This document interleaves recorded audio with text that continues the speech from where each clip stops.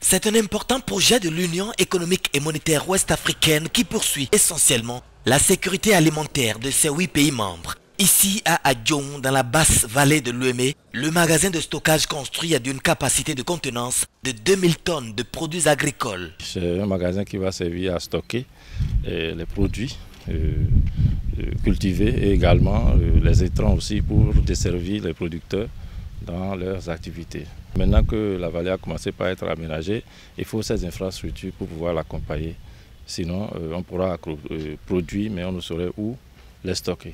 Dans le volet aménagement des silos de ce projet, la délégation ministérielle a lancé les travaux sur le site d'Ayogo et Bamé dans la commune de Zanyanando sur 54 hectares. Objectif, contribuer à l'accroissement du nombre de récoltes par an grâce à la maîtrise de l'eau. Ce qu'il faut dire, c'est que le réseau d'irrigation est en PVC. Ce n'est pas des canaux en terre, etc. Donc c'est le système californien classique. Donc c'est en PVC.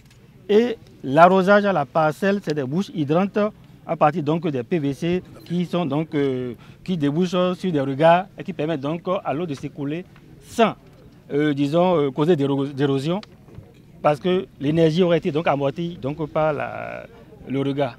Mon souhait le plus ardent, c'est qu'aujourd'hui on comprenne que nous avons et nous sommes en train de mettre un point d'honneur à l'aménagement de nos terres pour une meilleure productivité.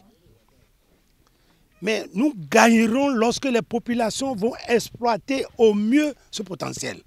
Et je demande aux communautés de prêter main forte aux entreprises qui sont là pour que ces entreprises-là travaillent dans la paix, dans la tranquillité, qu'on fasse vite avant que les grosses pluies n'arrivent.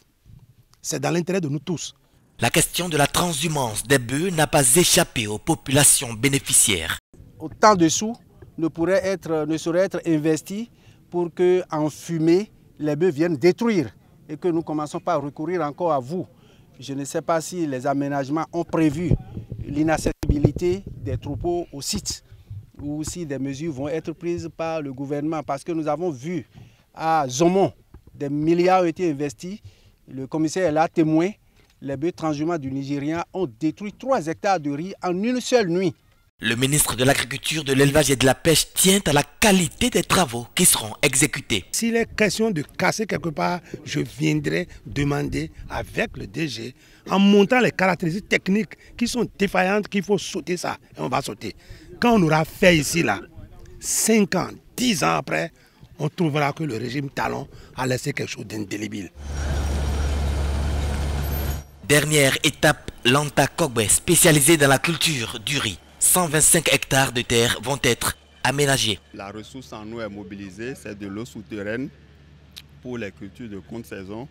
Et ces eaux seront mobilisées à travers une vingtaine de forages avec des ouvrages de récupération et de distribution dans des canaux d'irrigation en PVC. Tous les départements du Bénin sont prévus pour être impactés par ce projet de l'UEMOA qui vise la sécurité alimentaire des populations.